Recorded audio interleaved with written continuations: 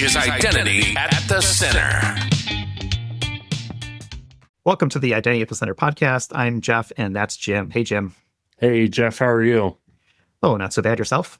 Good. I got my Triceratops hat on today in honor of the Triceratops dinosaur. Okay. Does that have any significance? No, I just thought it was a cool hat. Okay, and cool. That's kind of like my thing. If I'm going to wear a hat, I think I should change it up every once in a while. Like your jackets at conferences. You always have different jackets that you're wearing. Yeah, that was a very expensive hobby, and we're going to a lot of conferences, so I haven't switched it up as much lately, but I don't know. I'm getting the urge to get back in there with the jackets. Well, you've worn hats at conferences. You wore the cowboy hat at Identiverse earlier this year. I feel like did you wear a hat at Gartner last year? Because I remember we were sitting around the table talking with Head from Silverfort, and I remarked that you looked like a Vegas dealer or like an old-timey casino dealer at the table. Yeah, that's a good one. So, other than wearing a different hat all the time, I've been working on something with one of my clients and helping them get ready for vendor demos. And I wanted to kind of bounce this off of you. And then we have a guest who is a practitioner, and I'm sure he's going to have an opinion. So after we introduce him, we'll want to get his opinion on this. But the topic is, what is your approach with vendor demos? Because I like to tell them, hey, specifically, these are the things I want to see. Hopefully there's enough buffer time at the end that they want to do whiz bang things, but I'd like to, structure the demo so that there's very little time for like slideware. Like if I have to sit through an hour presentation before you even share like a screen of your application, I've lost interest. So I want to get on, like, you've got 20 minutes for slides if you really want to do them. Otherwise, you can jump right in if you want to use that. I like to give specific use cases, and then I don't like to score on 100 different aspects. I want to score on those use cases, and then I want the score to be a reference point. Now if one vendor is like 10 miles ahead of the others, sure. But if you've got a cluster and they're pretty close, I think you use that information as you talk about it amongst your group. But I don't feel like you should say, oh, this vendor was a 4.5 and this one was a 4.6. We're going to go with the 4.6. Okay, Thoughts? so you covered a lot of ground there. So I think the first is, what kind of demo is this? And to me, what you're describing sounds like an RFP demo of some sort, where the client is looking to purchase software of some sort or service, and they kind of want to see how that works, which I think is very different than a demo of, hey, let me just learn about your product or your service or offering, whatever it may be, as kind of generalized. So right, yeah. So not necessarily an RFP, but like RFP style, and yes, with the interest of purchasing something. Okay. So that's the first part, right? Is what is the purpose of the demo? Is it just general education, become aware of something, or is it an intent to buy, right, as it would say? So I'm with you. I hate slides in demos. I want to see product. I want to see specifics. How does your thing handle this thing, right? Whatever that use case looks like. So I think you're pretty generous at 20 minutes of slides. I would say no more than 5-10 minutes tops. And I would score negatively if it takes you more than 10 minutes to explain what your product does in slides, because I'm not buying your slides, I'm buying your product. So I want to see it work. And I'm with you. Be prescriptive. I think vendors actually like this as well. Tell me what you want to see, because otherwise it's like, okay, well, tell me about yourself, Jim. And it's like, okay, well, what do you want to know, right? It's like all this stuff going on. So if you can be prescriptive, especially work with a vendor and say, hey, here's the things that are important to me. You need to show me at least these things. If we have extra time, great. Show me all the gravy or bells and whistles that you got that we didn't talk about that you think makes you special, right, in the space. Cool. But I need to see these 5-10 things, right? And so I think scripting that out for the vendor is super helpful for really everybody. Say, okay, can it do this? And don't pick easy stuff either. I would. That's right. It's like, can your product create an Active Directory account? Well, yeah. So can hundreds of others. Like, who cares, right? Everybody could do that. Show me, things that are of concern to me. I think we're going to have trouble with this. Show me how you address that in your solution. That kind of scenario. That's right. Yeah. I mean, the demo, you have to assume multiple vendors are doing demos. And how are you going to say one is better than the other? There's got to be some kind of differentiation. I even like to suggest to the folks who are involved with the scoring, user experience, security, things like administrative experience, like factor those into your answer as you're developing a score. I don't like to get too prescriptive on that because, you might think security is more important. I might think user experience is more important, and that's okay. Maybe that's why we were both part of the selection team. Yeah, for sure. And there may be some things you can change and some things that you can't, right? User experience, especially if you're buying a SaaS product, you're buying the user experience. Like that's the way it works. So if you don't like that, there's very little you can do unless you're buying a solution that has like, a million different bells and cogs and switches and stuff that you can kind of adjust. So yeah, I'm with you on that. I think, at the end of the day, you want to pick a product that meets your needs both now as well as what you're skating towards to, right? From a hockey analogy, right? Where the puck is going.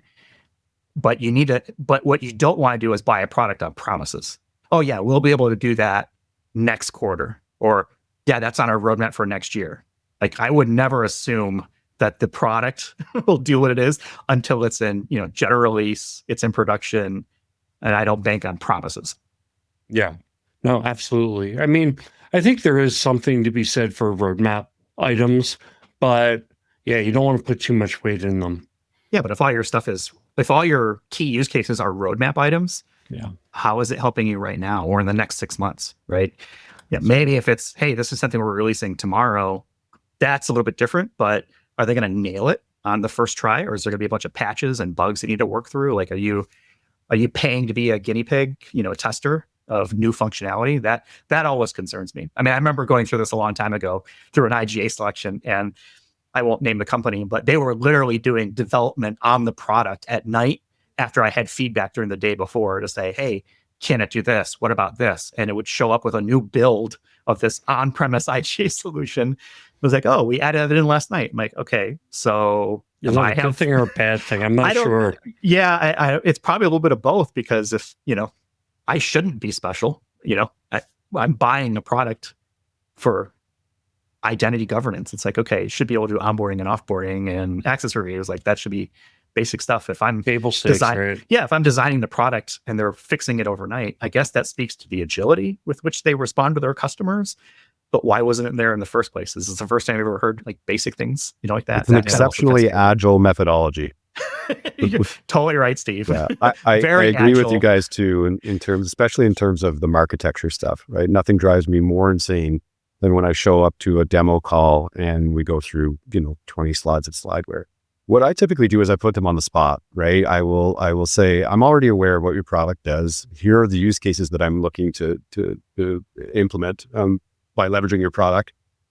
Let's go through those use cases. And then I usually tell them that I understand what your capabilities are, and I understand what your competitors' capabilities are. I want to hear from you what differentiates you from the competitors. We all know who they are.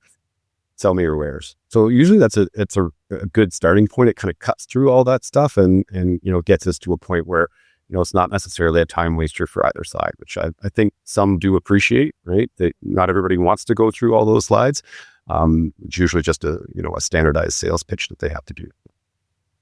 Yeah, that's a great tip.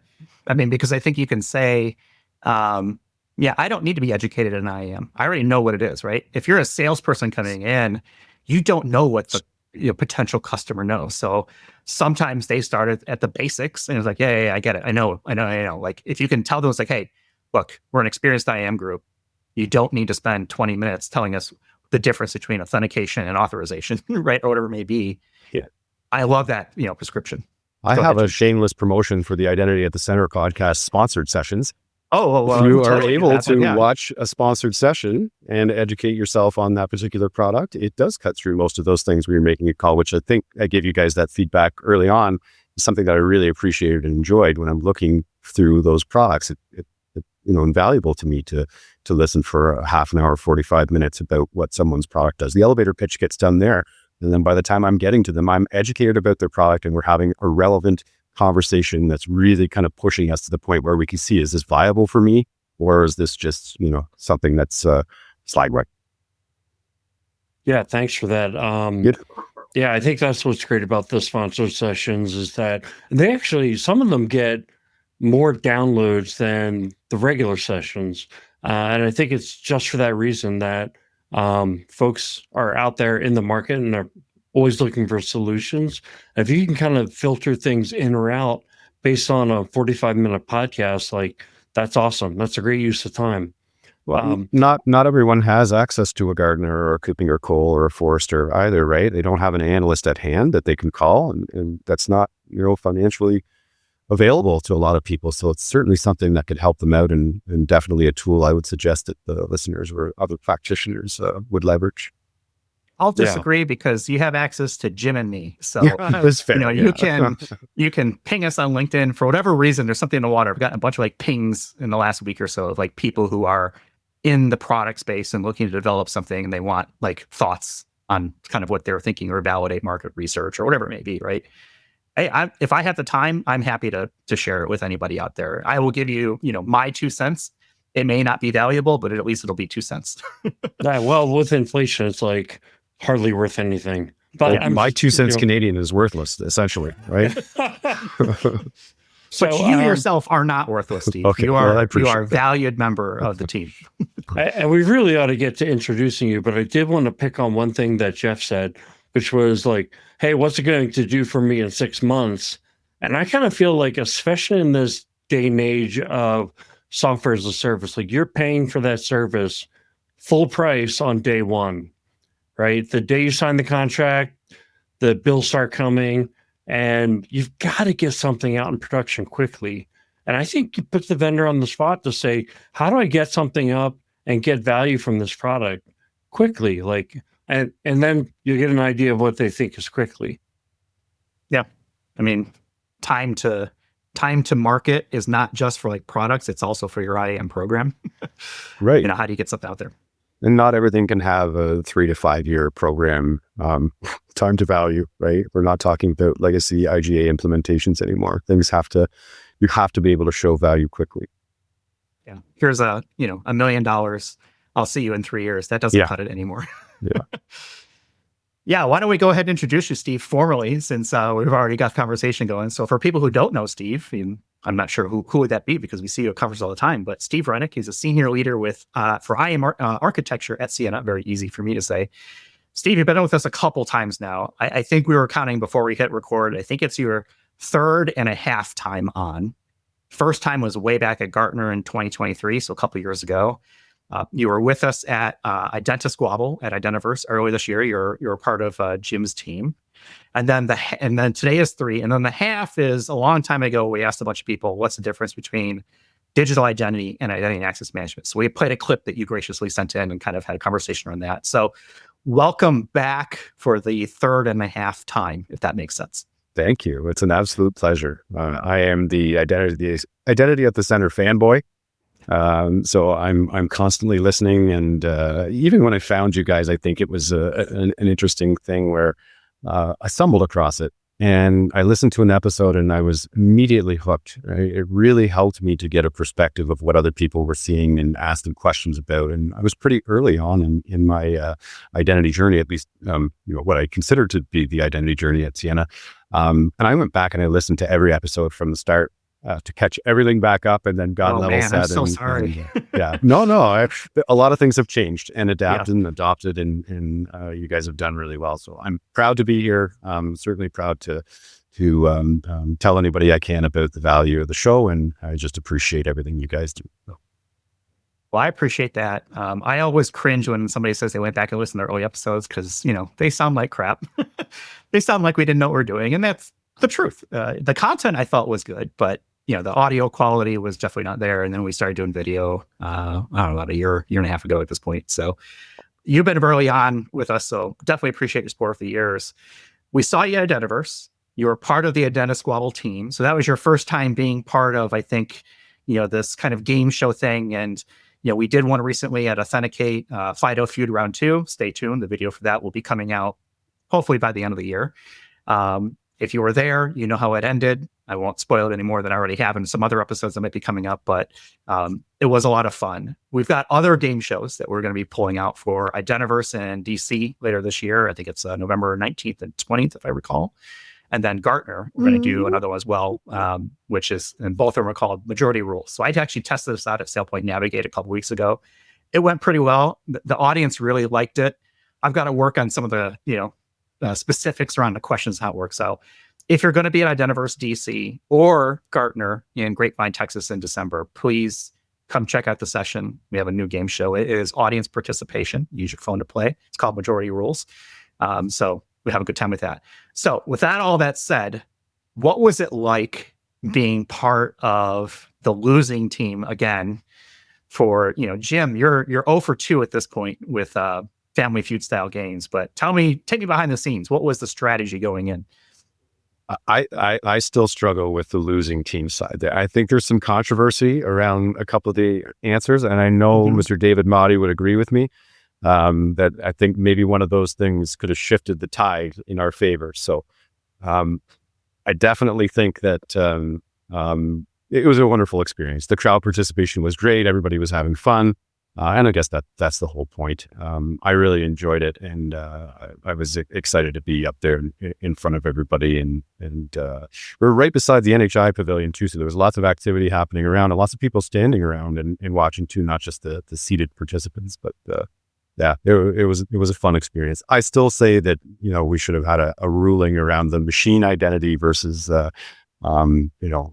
service accounts or whatever it was. Yeah. I think that's the hard part is, you put judges on the spot, and, we had judges there as well. And this has so far happened in every game that we've done that has been like that, where you're trying to interpret, okay, is this answer close enough to that one, or how specific do we need to be? So it is a lot of fun. I certainly enjoy it. And I get a kick out of some of the answers that we get, from people and sort of the reactions and stuff like that. So it was definitely a good time. Past that, what have you been up to, I guess, since, what was that, June of this year? So it's been 3-4 months since then. Yeah. I've had a couple of panels and speaking engagements and webinars and things, pretty much all related to non-human identities, which I think we're going to touch on a little bit today. The hot topic, and obviously it's something that touches most infrastructures and organizations, and very few I think are handling it in a way that we would think would be a good way to handle it, right? I think a lot of it gets ignored, and there's a lot of tech debt there. So trying to spread the word and give some ideas about how we might solve for those things as practitioners. So I did Identity Week America, which was a good experience, and then most recently I attended Sector, which is Black Hat North, I guess, Toronto. So that was an interesting perspective for me. Got humbled a few times in a few sessions. We're deeply technical on the cyber side, but definitely learned a lot and felt like it was really a worthwhile time. Good to cross over, I think. If you stick just to the identity conferences, typically you'll see a lot of repeated content. I'm sure you guys see the same thing. You travel to a lot of those as well. But sometimes flipping in a cyber conference gives you a different perspective, and I'm really big on perspective. So it's a good thing for me. So Steve, you played a role in Mr.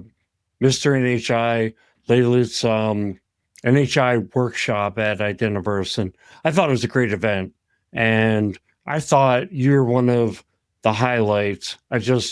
First off, it's just like you had like a very powerful practitioner-based perspective. So I don't want to answer my question for you, but my question is like, what do you figure is like the unique piece that you bring to the conversation? I think in that particular instance, there's been a lot of vendor focus, right? So it seems like the vendors are the ones that are driving what we're learning about non-human identities, right?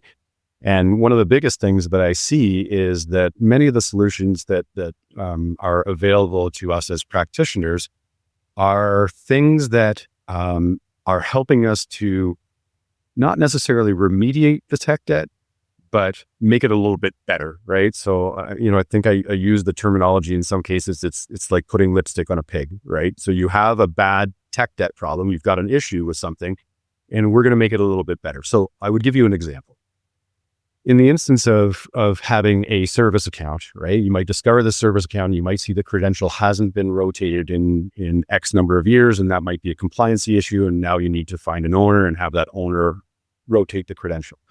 Doing that visibility-wise through an NHI solution is relatively easy. It's a centralized location where you can plug into all your different IDPs and pull all those things in there, and then see them. But realistically, if you don't address the root of the problem, which is why do you have the service account? Why isn't the credential being rotated on a regular basis?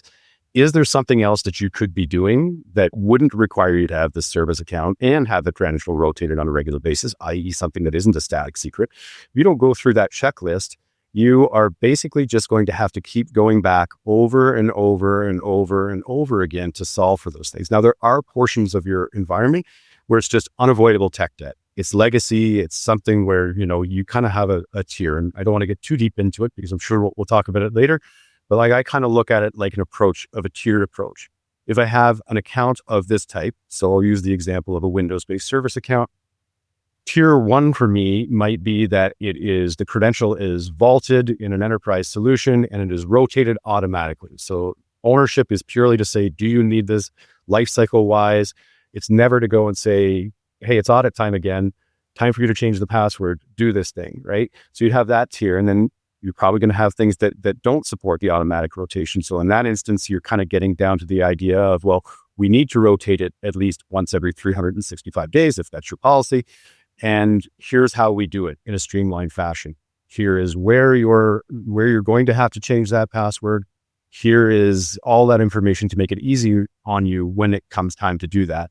And you can plan those things ahead of time. And then, of course, the last part is just, you don't have the choice of doing that, or no one can't find an owner, and you kind of have to leave it as an exception. And then you probably would look at compensating controls to try and restrict what that service can do. So, I feel like I realize why NHI is getting so much spotlight.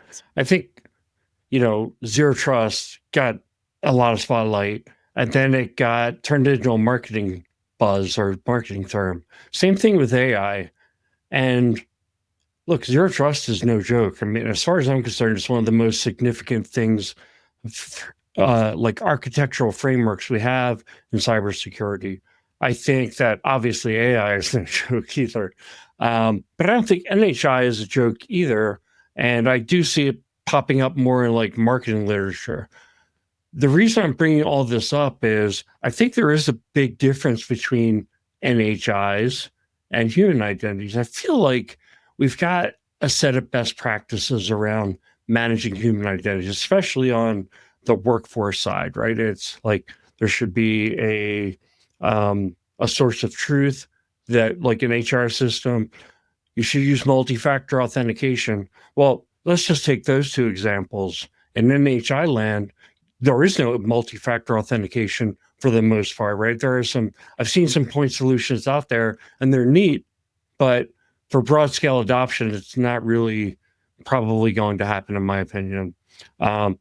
System of record. I mean, who creates all their NHIs in a system of record? It's just not even if you did have a set of best practices, that wouldn't be one of them. So how do we solve this? I mean, I feel like there's a lot of smart people working on the problem, but it's such a hard problem. Yeah. Well, I would say this. If you're walking around with a hammer for long enough, everything starts looking like a nail, right? And I think the issue is, as identity practitioners, we are looking at all of these NHI issues with an identity lens on. And that identity lens has been primarily focused on workforce and human identities for a very long time. And I kind of want to go back to something else that you said in that too, is like, we feel like we have a pretty good grasp on human identities. I think most organizations still struggle with some of those things, right? They still struggle. And it's been many, many years where we supposedly had the checkbox on those things, MFA everywhere. And to your point, streamlined life cycle across your entire organization. The problem with NHIs is that they are so different in so many different ways. And I also want to say, the NHI term is kind of really, really broad, and we're kind of just throwing a bunch of stuff into that term, when realistically the ones that we're probably talking about are kind of like the machine identities, but we also include personal access tokens and API keys and all those other things, and they're all going to be treated differently. And I think that's one of the bigger differentiators for me is human identities are relatively easy to classify and keep in a category. But you're going to have subcategorizations of NHIs that are going to be treated entirely different in your environment, not just from a lifecycle perspective, but as you mentioned, an authentication and authorization perspective. So, it's vast and it's bigger than human identities or workforce identities. And we still haven't done all the things we need to do on that side. And now we're faced with all of these things. And I think that's why we see it kind of tailing back a little bit. You're bang on. No system of truth, no source of record, no way to really do life cycle. How do you maintain ownership? How do we do the notion of least privilege for these things and make sure that that's somehow maintained over time? Life cycle for non-human identities, you could argue in certain cases should not be directly tied to a human. There may be a human in a loop, but in the instance of an application or a container, why wouldn't you want to try and join those together? And that way, when the life cycle of the application is over, i.e. you're sunsetting this application, all the non-human identities that are associated with that application would subsequently be sunsetted as well or decommissioned in that sense, right? Rather than this idea of, oh yeah, well, we didn't use that app for the last 2 or 3 years. It's gone now. And I've pulled in an NHI solution and now I see that there's still 5 service accounts and 3 API keys and a bunch of other things that were associated with that. And they've just been sitting there for that length of time, right? So, yeah, I want to follow up on a point you made there. The term NHI, I almost feel like it's become controversial, right? We had Felix on the show a few months ago, and he doesn't like the term. I almost kind of think it's like just a bucket, almost like to help the human brain organize things. Okay, you have humans and then you have not humans, just like you have employees and non-employees. I mean, the non-employee population means a lot of different things, but generally speaking, it does mean human beings. But when you get into the non-human identities, you've got devices, you've got, generally speaking, workloads, but even within workloads, you've got service accounts and not service accounts. And the not service accounts have always been hard to manage. And now with Terraform and things like that, it's just a whole new ball game. But I even think machine identities, maybe that's too general of a term. Maybe we're talking about devices, because device, and here I am, Jeff Troy, I can't believe he's using the term device identity. But here I am, I'm saying device identity, because it's part of the zero trust framework, right? If I can match Steve up to a device I know Steve uses, and I can either it's a managed device or it's passed some kind of health check, I'm going to let Steve move forward and have access to this resource. And then also on machines, I've got thermostats and other things that, those are the ones I really don't think have identities. I think they just have accounts, they authenticate, they report data, etc. All right, I'm not going to go down that road. But Jim, how can you have an account without an identity? Oh my gosh. I'm not going to go into this, Jeff. Right, otherwise, we will never get back to Steve. Here's a thought on the nomenclature, though, right? So this idea, I don't think it matters, right? And this is just my opinion. I only bring up the NHI thing because it's a hot topic. Some people like it, some people don't. I'm kind of the mindset, as long as we're talking about it and it's bringing awareness to what that might mean in organizations from a practitioner's perspective, I don't care what you call it, because the notion of subclassification is going to happen regardless. Further to what I was just saying before, right? You've got 10, 20, 30, 50 different types of non-human identities. And, your standards and compliancy metrics for each one of those are going to be vastly different. So you're going to have to subcategorize all of them. So call it all NHI if you want, and then subcategorize the type of non-human identity, and then go from there. Because let's face it, when we get to the point where we're developing policy against these things, nomenclature does matter, right? So calling it an NHI is fine, but then, a subcategorization explicitly calling out the type of non-human identity is going to be critical, because there's going to be differences in policy and compliancy requirements against each and every one, right? So I'm going to say something rare. I agree with Jim somewhat in that there is, I think the human brain likes to put things in buckets. So you've got humans and you've got non-humans. And then under humans, you've got employees, contractors, partners, customers, citizens, blah, blah, blah, right? And on the non-human side, you've got machines, devices, agents, service accounts, right? All that kind of stuff. So I want to try and simplify this for the people who are like, I don't know what the heck these guys are talking about anymore. So when we talk about NHIs, like, what should people know about that? Are they just a alternative form of like a human identity? It's still an account.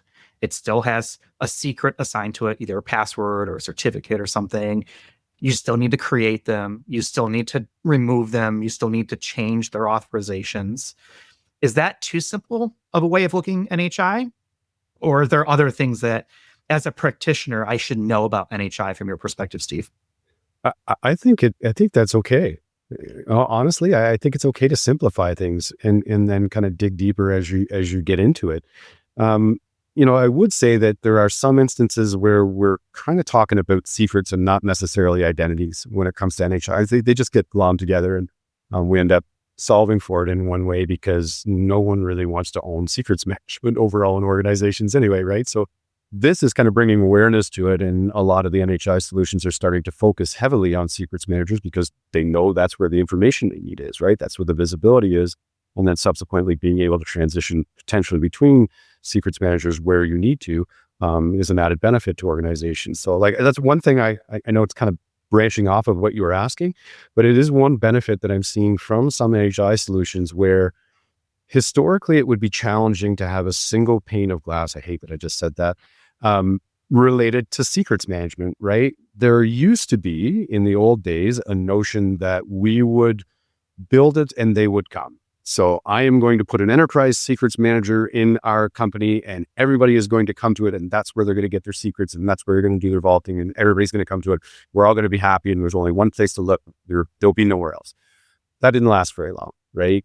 Cloud came, SaaS came, the expansion came, and even when it was located in on-prem, all kinds of shadow organizations that were doing secrets management in their own ways. So I think one of the things that inadvertently NHI solutions are looking to solve is that ability to just meet you where you are.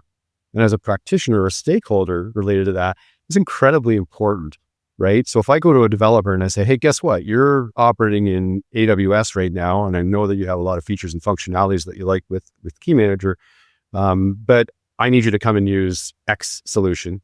They're going to say no.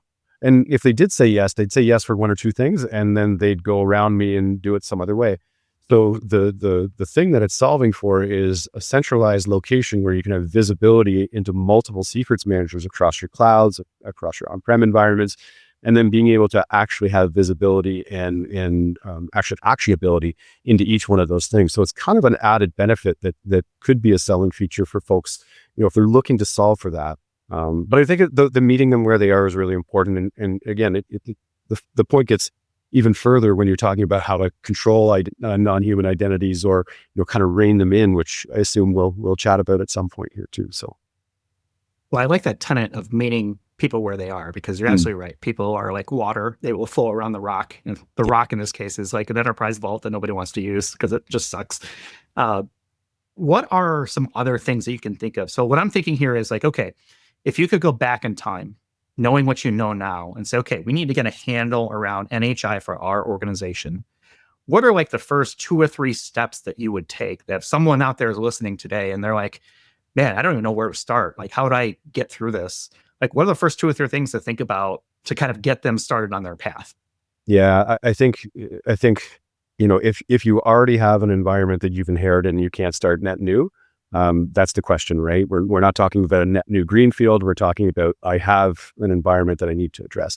I think visibility is key, right? You have to know what you're dealing with. And if you don't, you can't really address it in the way that you'd need to. So getting something that can provide you visibility into what non-human identities or service accounts that you have in your organization is a really good starting point. I would say the next one is tied to Jim's idea, or the thing that he said earlier about there's no system of true source of record.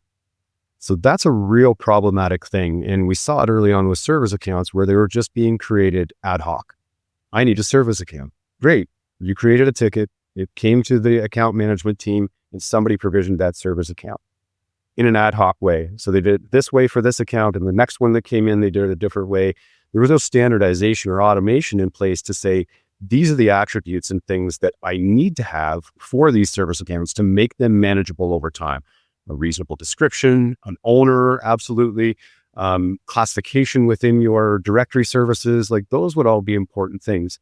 If you don't do that, we hear this term all the time, your data is not clean, your identity data is not clean. That one drives me a little bit crazy because I haven't met anyone yet who can tell me what clean identity data looks like, and that I can just take that and just make my data clean and then kind of walk away and retire, right?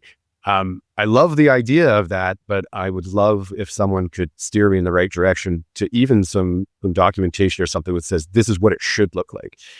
So it's that, right? You're creating tech debt by doing things ad hoc. So that would be the second thing I would say is make sure that you have a standardized process for each type of non-human identity that you're creating. Don't create things ad hoc. It may be in different locations, right? Because there are a lot of cooks in the kitchen. This is another issue with non-human identity creation is it's not just the identity team that's creating them. For service accounts and Active Directory, you kind of have an advantage because you could say, this is how all accounts get created here, and these are the people that can do it.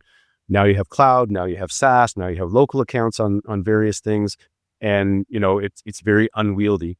So the visibility will help with that. The classification would be something that you would have to address, and then standardization of what it should look like in an ideal state for each one of those non-human identity types. Steve, I love the way you talk about these things. You said you dropped the term agile. Like when you jumped into the fray here, you dropped the term agile, and I think agile is great. I think Scrum is great if it follows the Scrum process. If it's just like, hey, we're just going to do 15-minute stand-ups and then we're just going to go off and work on what we want, and it's just a way to not do project planning, I think it's crap. So why am I bringing that up? I also think this term source of record gets abused sometimes where you'll say, okay, what's your source of record for your contractors? And somebody will tell me Active Directory or, Entra. And I'm like, that's not a system of record. You're just trying to bypass the process and not really manage the contractors and just put them into Active Directory. So I know it's kind of off topic, but because you brought up the system of record topic and all that, I wanted to get your opinion. Can Active Directory be a system of record? Can Active Directory be a system of record for non-human identities? It kind of lends me to the idea of that there would be something that would be providing it with information that we could build lifecycle off of. I think it's a challenge to have it in Active Directory. I'm not sure Active Directory is the right place for that. I guess it could be if you had a streamlined automated process that said, here is our intake for these type of accounts. And that was followed to a T, right? So this idea of, you could even create do it through your ITSM. I'm requesting a service account. Here are all the things that I need. Once that's approved by whoever needs to approve it, and you'll have that chain as well, then the provisioning happens at that point. And subsequently, there's a record that gets associated with that describes why it was requested and all of that. It's great to have that system of record, but then how do you do it with updates, right? So if let's just say Workday was my system of truth or source of record for human identities, if I change something in Workday, that's going to propagate out into everything else. If your source of record is the intake process, we would almost have to make the ITSM that, right? So that if change happened there, it'd be reflected. But that could be catastrophic if you're not careful with which attributes that you're changing, right? So let's just say it changed an attribute that you were doing automation with related to that account somewhere in your directory, i.e., OU structure, a tag or whatever, and you had built things around that, and someone in the ITSM system said, oh, well, now we're going to update this attribute on these things. It could break a lot of stuff. So you really would have to keep track of dependencies. I think it's doable. Would I recommend it? Probably not. Yeah, I think this is where, and not all NHIs are created equal, can kind of come up, right? I think for service accounts, you should put it where you request it first, say what you want, it goes through some kind of quality check, and then it gets provisioned. Service accounts, that makes sense. But there are other environments that need to spin up accounts more quickly, or the account is already kind of preloaded. Maybe you're changing the password or something, and it needs to be discovered. And I kind of feel like that's a large part of the NHI technology model is like start with discovery, see what NHI or machine identities are out there already. Do you agree with that? Is it like a discover first, or is it a not all NHIs are built the same and different scripts for different folks? Is the question related to like, what would you recommend companies start with? Like as kind of like, here's the first thing you do, visibility is the first thing you do, and then kind of move on. Is that, yeah. I feel like education is the first step, right? So I think you have to educate your stakeholders in terms of what you're doing, right? You have to define what a non-human identity is and why it's important to you and them, right? Because they may not understand that. They know the things that they need to do in their environments. And you kind of know from your identity lens what you need to accomplish from a non-NHI perspective. So I think, having those discussions and getting everybody on the same page in terms of what it all means is probably step one. Step two is 100% visibility, right? Like, well, there's a people part of that too, right? So I think you get the idea of here's what we're going to call it across the board, but then you have stakeholders. And I really like what Felix had said previously about this. So I'm going to not steal his thunder, but, kind of leverage what he had said previously. And that is creating a working group of the people that are going to be involved in this is critical. I don't think you want to do it if you don't have all of your stakeholders at the table. And it shouldn't be in the notion of we are doing this and here's what your piece of it is. It should be tell us what you're doing. You have to come into that with open eyes and open ears and listen to them about what they need or why they're doing the thing they're doing right now. It can't be you're doing a bad thing, we need to fix the bad thing. That's never well received. But what is well received is when you walk into the room and you say, it looks like you guys are spending a lot of extra time provisioning these non-human identities and rotating secrets. Look, I'd love to help. Can you talk me through why you're doing the things that you are right now? And then maybe we can come up with something better. I'm looking at an NHI solution that, may have something that would benefit you. Let's talk, right? It's a far more effective way of getting people on board with what you're doing when you're listening and not telling, right? So I would say that that's the people part. Visibility we talked about. You got to connect everything, and otherwise you're going to miss parts of your environment. And then we kind of got into the idea of the classification, different types of non-human identities, and then you have the idea of posture management around those too, right? So I've discovered them all. What's bad about them? What's good about them? What are the immediate problems, right?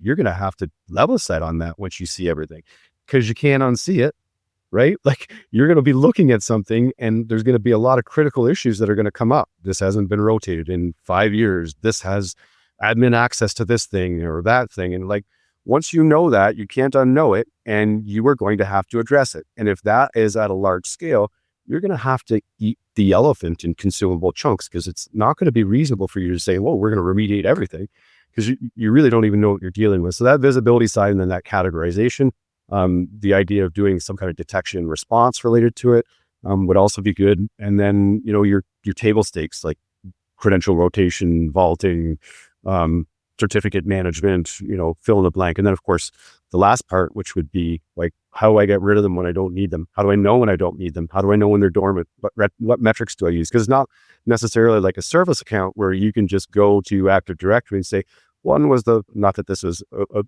diehard thing that you should base all your metrics off of, but it's a reasonable metric. when was the last time it logged in? When did it log on interactively? What can I see in the logs that tell me that it might be dormant, right?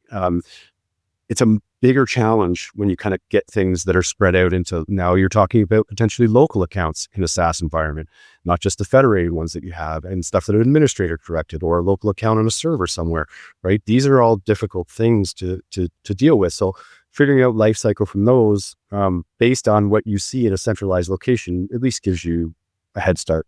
Sorry, I kind of rambled on there. No, it's a lot of good stuff going on. I feel like there's so much we can cover here. And I have to take a step back sometimes, because it's like, okay, how are we going to address this? And I keep thinking about urgency and speed and fear. And, and some more of that is, why do you think NHI is so hot right now? Because every conference has had a thing about it. It seems like there's a new product every 20 minutes coming out that is like going to solve all your NHI problems. And my thought process is, look, this is not a new problem. This has been around forever. We've had non-human identities forever, right? Even service accounts and probably mainframe accounts and punch cards before that, right? All kinds of stuff. But I think what's driving it for me, and I'm curious if you agree or have a different perspective, is this explosion of AI. And AI doing everything, and all these agentic AIs and things, not people, things that are going to need accounts to do things on behalf of other things or people. And the fear of, oh my gosh, this scenario where, we have a good handle on our service accounts, it's these 150 in our organization, all of a sudden becomes exponential, because there's so many things that are going to start talking to each other, especially from that agentic perspective. And I'm curious if that fear, you think, is what's driving the hotness of NHI right now, or if it's something else. I think it's a couple of things. I don't think it's a pat on the back for us, but I think when you think about how threat actors typically attack companies now, they don't break in, they log in, right? And we've done a much better job because of awareness over the last 5, 6, 7 years in terms of getting MFA in front of things of all different types. Like, some FA is better than no MFA, argue amongst yourselves. But because we've done a decent job with that, it's kind of forced people into the shadows. And by people, I mean the people that want to do bad things, right? If you can't easily log into an account, well, then, move on to the next easiest thing. And it's ripe for the picking when we think about non-human identities, right? They don't have MFA against them, as Jim mentioned earlier. It's there are some solutions that can do things like that, but for the most part, they don't have it, because it would be really impossible to implement, because there's nobody to attest to, that or answer to the multi-factor authentication. So you have that portion of it, and then you have the fact that they're overprivileged. So they're overprivileged in most cases, right? When you think about it, when someone installed an application and they set a service account in the old days, what did they tell you they needed? Because they didn't know what they needed. Just give it domain admin and we'll figure it out from there. So traditionally, and it still happens today, we give more permission than we need because we don't want to go through the effort of understanding what that is. So my point here is, if it's not easy for threat actors to get through human accounts, it's going to be really easy for them to do these things, because there's no MFA, so they don't have that hurdle. And oftentimes these have the privilege that they need to either create other identities or tokens or things like that in your environment. And we're seeing more breaches happen that way. So I think it's a combination of the two. I think AI has improved their ability to do things from a nefarious perspective. It's made it much easier to find those things. It's made it much easier to exploit those things. Not just phishing campaigns and things like that, although they've improved significantly as well. But I think the fact that NHIs are typically ripe for the picking because of the way that they're configured and managed, and there is no real life cycle against them, it's easy for them to find one of those to exploit. And then again, the privilege helps them just to move laterally and do more things that they need to do in an environment. So I don't think we see a lot of breaches being tied to non-human identities. There's probably a couple new ones every day. There's probably hundreds that we don't see, right? It's just that same old story where it's happening, but we're not talking about it. So yeah, that would be kind of why I think it's a hot topic right now. And and why it needs to be addressed. The problem existed, but it used to be super easy to get credentials. Now it's harder to get credentials from humans, arguably, but it's easy to get these. And they're not within your four walls anymore, right? We don't have the castle and moat anymore. We've opened that up, and now identity is at the center. Shameless plug. And so we're able to exploit that in any number of ways. And it's not just a human identity, it's non-human identities and machine identities throughout every infrastructure. Well, thanks for the plug. I'm just kind of thinking about the whole topic of, kind of that escalation to the service accounts. And this is why, I think it's just so critical what you're talking about. And probably, I like to always have within our show kind of things that are actionable that people can take away. If you're not thinking about those service accounts that have been around for a long time, that are probably over provisioned, like, you got to get those under control. Like, that's got to be one of your high priority items for this year. Generally doesn't take a lot of budget, something that you can do without budget. The hard part is your starting point. Your starting point is someone created that account back in the 90s and nobody shut it off since. So yeah.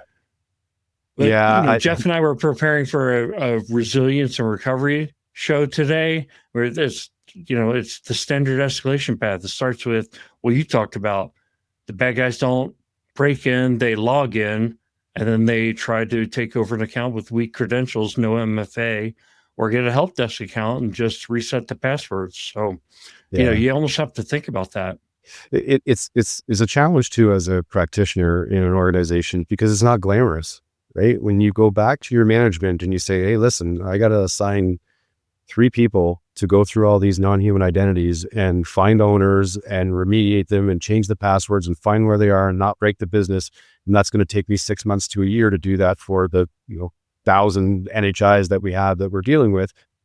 That's not something that people typically are like, yeah, okay, great. Here's a pat on the back and here's the money to do that. It's more like, why do we need that? Like, why can't we just have AI do that? Or, fill in the blank, right? It's not glamorous. And so I think that because it's hard work and it's not something that's shiny and showcasey, it gets ignored a lot. Well, we won't worry about that. It's okay. We don't want to take the risk of breaking the business versus the risk of the potential security breach for your password that's 8 characters and reused 20 different times for 20 different accounts in the organization, and no one's changed it for 12 years, right? Yeah. It's unfortunate that it even comes back to passwords. I don't ever want to say the word password again, but yeah, we're not there yet. Yeah, we're getting there though, right? There's a lot of improvement. You said something earlier too, and I wanted to circle back on it because it was a really good point. And it's basically this notion of like, how do we provision these things or create them in a way that's standardized for us. And again, here's the lens, the traditional IAM lens, where we're like, bring it into one place and have everybody come to us and we'll take care of provisioning, and then we know it's going to be done right.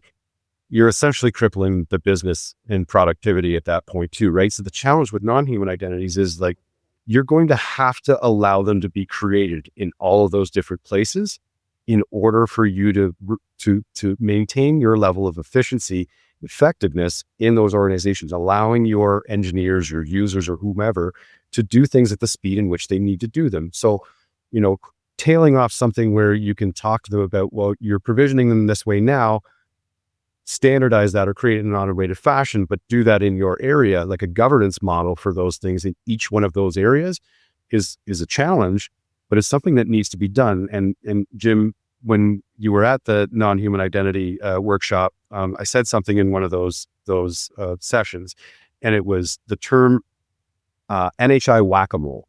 And that's what ends up happening here, right? Is you fix the problem, or you see the problem, you identify it, you remediate it, and then it just comes back again, or a new one pops up because it's being created ad hoc in these environments, right? So if you don't get a grasp on that idea of how can we meet them where they are, how can we not impede the speed of business, but create things in an automated fashion so that we're not playing NHL whack-a-mole forever, I think is part of the thing that is a challenge to solve for. Now, clouds, maybe you have a cloud team, and maybe that cloud team has a governance model. Talk to them. Tell them that, this is an issue for it. They should be a stakeholder. They should have a seat at the table. They should describe to you why they're creating those. Your developers, CI/CD, you have to know what they're doing. Because the problem is, and I think Felix brought it up, half the time people come to the identity teams and say, here's a problem that I have. And we say, yeah, let's create you a service account and move you on your way, when there are better ways of doing it. So, educating ourselves, we'll learn a lot by talking to them. And, I think we should all, be humbled once in a while and listen and look and learn about what you're ultimately hopeful to support and help with, because we're all in this together. So if we can help them out and make their lives easier, there's your KPI and your win that everybody wants to see. I made it such that developers, I didn't impede them at all, and now they're doing things in a secure way. It's a win, right? I think those things are things that you need to address and hopefully solve for collaboratively, rather than thou shalt do it the way I say you should do it. Yeah, I mean, that doesn't work. This is a very similar challenge to what we saw when cloud platforms started showing up in the enterprise. It was like, oh yeah, they've got a couple of EC2 instances. They use them for dev. A year later, it was like, oh yeah, it's production and there's 100 servers. And it's like, oh, I better do something about this. I'm the identity practitioner. But if you just went in and kicked down the walls and said, hey, all accounts that you need have to go through ServiceNow, and then they'll get provisioned, and we have a 48-hour SLA, you're going to impede the business. You're going to become the most unpopular person in the department. So don't do that. But at the same time, you can't just say, okay, well, I got here too late, I'm not going to do anything. I think what you have to do is kind of what you're talking about. And this is why I say, there's an element of being political. That sounds like such a dirty word these days, but, shaking hands, kissing babies, but also just working with other people, seeing them as important peers, and you have to arrive at a solution together. Hey, we need to have visibility over the entire enterprise environment. We need to do X, Y, and Z, and then get them on board with what you're trying to accomplish and see if you can find a way to accomplish that. I think the same thing applies with NHIs. We're getting to the table late because I think NHIs started 20 years ago, 30 years ago, but they're much more prevalent now. So it is a bigger issue, and we just can't go in and kick down the walls. The point I wanted to make also, I think earlier when we were talking about AI, is we're talking about like this AI versus AI. I think of it as like spy versus spy. We defend ourselves with AI. It is a foregone conclusion some people are going to get through the wall. And hopefully AI can help prevent that as much as possible by identifying these like headless browsers or whatever it is about their context makes them look fishy. Or after they get in the door and they start doing weird things, shutting them off. That's AI for IAM, really. I want to ask you about IAM for AI. So in other words, I've got these new business applications that are leveraging chat or Gemini. Maybe it's Copilot. I feel like Copilot, it's kind of a Microsoft-centric solution. So if you're on Entra ID, it's like you just leverage that. But I don't think that's going to be enough for most businesses. And I think they're going to build their own recipe on an in-house AI platform. So it's going to get even trickier. Have you given this topic much thought? Do you have in your mind a framework or an approach to doing IAM for AI? I have a lot of opinions about this. It's probably not surprising. I think there's a lot of really good thought going out for this right now. One of the things that I kind of stick to here is the idea that we're new on all these things, right? Specifically related to agentic AI and in AI in general. And we're moving faster than we did with anything else, right? It's the worst it's going to be right now, and it's only going to get better, and it's only going to get more complex and more complicated. I hate to keep going back and playing the repeater, but we talked a little bit earlier about like looking things through a traditional IAM lens and maybe not looking at things as we should, because this is not a use case that we've seen before. It's going to be vastly different than what we've seen before. And to your point, there's a lot of underlying requirements and dependencies that we're going to see for agentic AI, specifically around data modeling, data classification, data loss prevention, data, right? If you don't have an understanding of what your data is and where it is, you're going to be in real trouble when you unleash an AI of any kind against it, right? Specifically around the authorization piece, because I think that we haven't solved for that one. That's one where, as an industry, we've focused primarily on authentication, and we've kind of left authorization on its own, right? We do it individually on an application by application basis. In most cases, it's really difficult to decouple that. We don't spend much time focusing on that, although there are folks that are trying to do that now, like Offsend is a great example of people who are taking this the right way and trying to drive us forward. I bring this up because it's going to get much worse with agentic AI, right? Now we have MCP, now we have A2A. It's not just agents that have access to things, it's agents that have access to agents that have access to agents that have access to things and stuff. And they are going to do what they need to do to get their job done by whatever means they have, right? So it's not gonna say, well, hang on a minute, you're asking for something that I probably shouldn't give you. It's gonna say, oh yeah, I have this information over there if you haven't put the correct guardrails on it. So where I was going with the idea of like using the IAM, traditional IAM focused lens on agentic AI is we still haven't really gone down the road of developing protocols and standards specific to this because it's so new.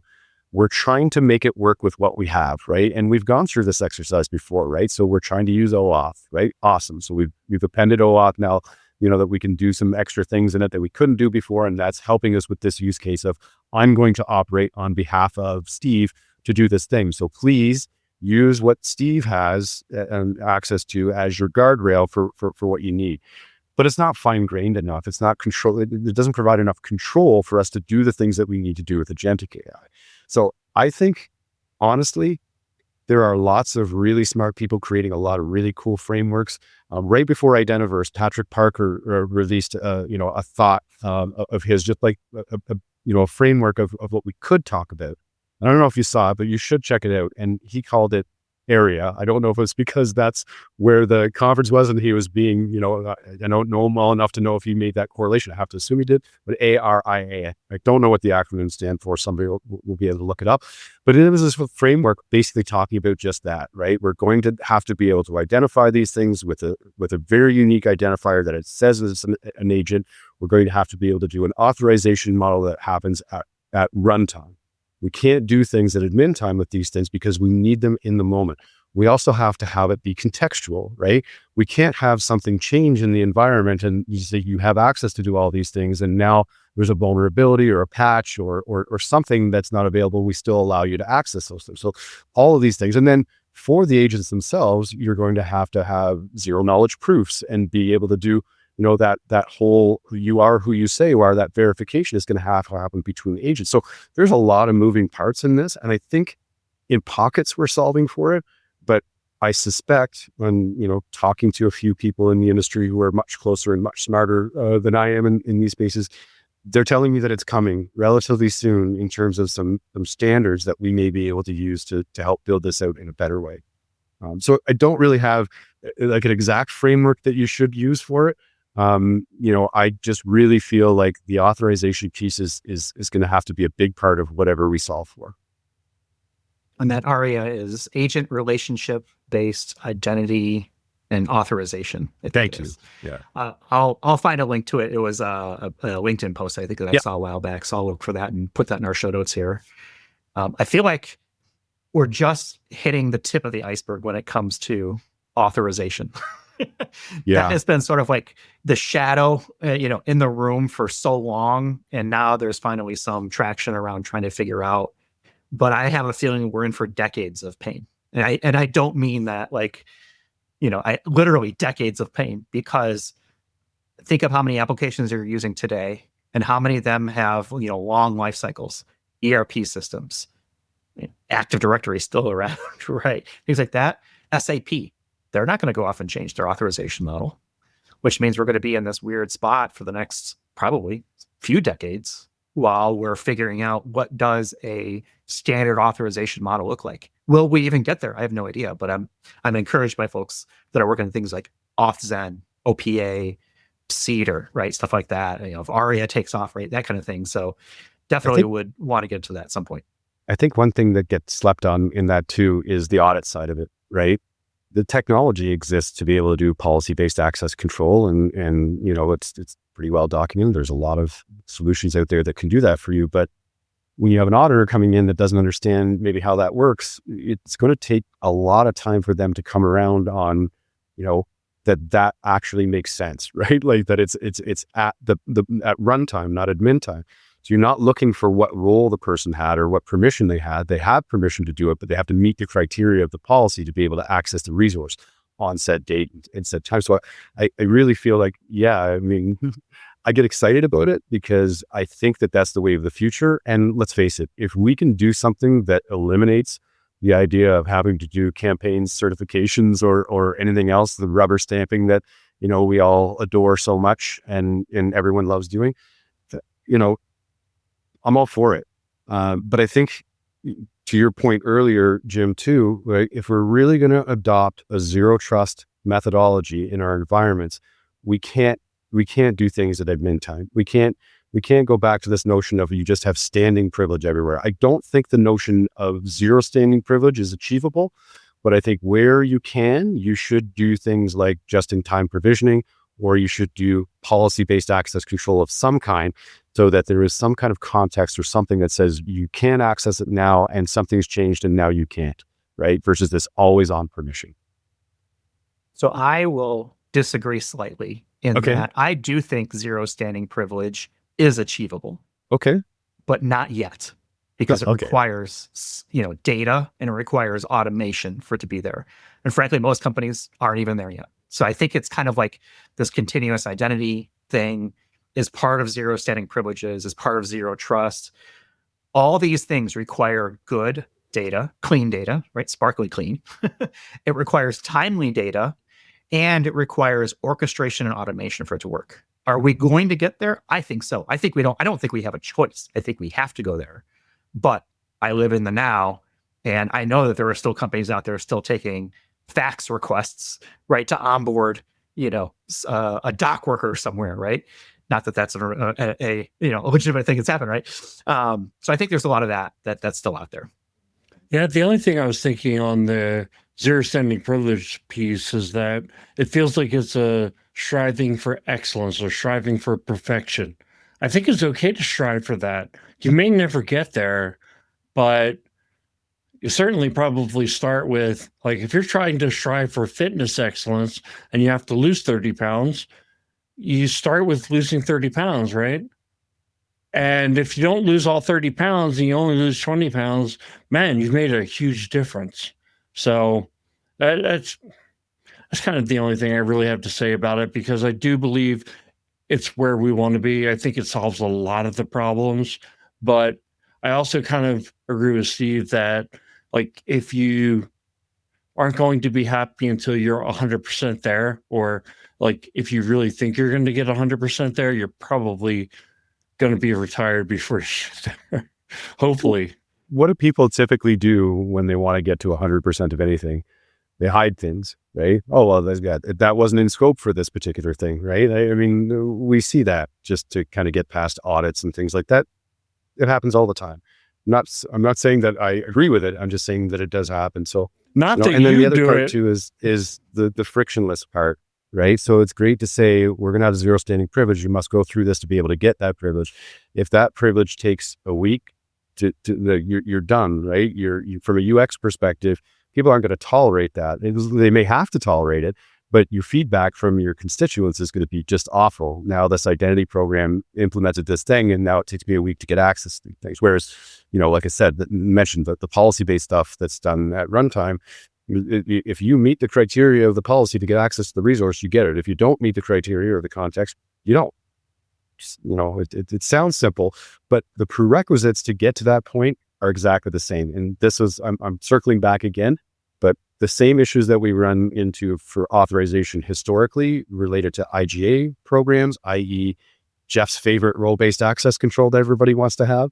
The prerequisites are the same. You still need the same data. You still need to do all the same heavy lifting in order to be able to implement the runtime or policy-based access control as you did before. There's still no mechanism for us to go in and say, I understand what every role permission and entitlement means in all 500 of my applications that are vastly different because different administrators created them in different models in every single one. That still has to be business readable for it to be something that we can even put into a policy. And there has to be change control around it. So if we're building a policy after something that's an authorization model that exists in applications A, B, C, D, and E, and someone makes a change in those and it breaks the policy, well, then you're in trouble too. So there's a lot of prerequisites. I don't want to make it seem to folks like we're saying, hey, just go ahead and do policy-based access control. It's a wonderful miracle thing that you just wave a magic wand and it solves your role-based access control problem, because it's not. You still have to do the heavy lifting and the hard work. Well, to do policy, you have to have data to support those policies. So, right. And clean data maps back to the data, clean data, sparkling data. Yeah. All right. We're well over an hour, so we should probably start to wrap things up. Steve, what's your favorite dinosaur? I'll go. I can see by Jim's hat what his might be. I don't want to give anything away here, but that's pretty fancy. I'm gonna just take the easy route and say Tyrannosaurus Rex, because it was the badass of the dinosaur world. So I'll take that one. The badass with the short arms. Yeah. Jim, is the Triceratops your favorite, or is that just the hat you wear because that's a team you like? No, it's actually just a golfing hat. It's not a team that I like. So I knew you were going to ask this question, right? So I kind of had some time to come up with an answer. I really just picked the hat because I thought it was cool looking. But then I was thinking, okay, going to the gym, and I had this whole story. It's like, I would never pick T-Rex because his arms are so small. Like, you got to work your arms, bro. The Triceratops, I got a lot of respect for. He's like this short fire plug guy who puts like 500 pounds on his back and squats it 10 times. So yeah, I'm all about the Triceratops. All right. Well, I'm going to go with the chicken. Chickens are delicious, and they are a dinosaur. They're actually from the same family of a Tyrannosaurus Rex. Really? There you go. I feel like I want to change my answer now to some dinosaur that could fly too. I think that'd be a pretty cool thing. So, pterodactyl maybe, or something. Yeah, pterodactyl, something like that too. So pick the chicken up and chicken are delicious. I love wings. So, crack me off some of those whenever you feel like it. Pterodactyl wings. Yeah. So if you didn't learn anything today at all, just take away that chickens are part of the theropod family, which is part of the Tyrannosaurus Rex family, kind of lineage and descendancy. So, Steve, we're on the same page for the most part. Everyone should have AI. Everyone should have AI dinosaurs. All right, let's go ahead and wrap it up for this week. Steve, thank you so much for spending the time with us. I feel like we could have gone in so many different directions, and hopefully people are still listening to this because I think we had a lot of really good conversation towards the end there too as well. So I'll put a link in our show notes to your LinkedIn connection information so people can reach out. I'll put a link for Patrick Parker's thing around ARIA and that whole thing so people can kind of check that out. Let's see what else. We're on the web, idcpodcast.com. We're on YouTube, idcpodcast.tv. We'll take it right to it. We are almost at 1,000 subscribers, which is pretty amazing considering we don't advertise. It's all word of mouth, and hopefully people continue to check that out. And do all that stuff, fun stuff for us, like and subscribe. We've got a bunch of conferences that will be coming up soon. So InfoSec World in Orlando is next week. So by the time people are listening to this, we will be in Orlando. So if you're hearing this and you're in Orlando, stop by at InfoSec World. And then we've got Identiverse in, Washington, D.C., but it's really more like Maryland, National Harbor, whatever that is. We'll be there. And then Gartner in Grapevine, Texas within the year. So lots of discounts for everything. So go to our webpage, idcpodcast.com. You'll see all the current discounts there. And I just did put up the Gartner one, which was released last week, so people can check that out. So, all right, with that, we'll go ahead and leave it for this week. Thanks, everyone, for watching and or listening, and we'll talk with you all in the next one. You've been listening to Identity at the Center. We hope you've enjoyed the show. Make sure to like, rate, and review. And we'll be back soon. But in the meantime, hit the website at identityatthecenter.com. See you next time on Identity at the Center.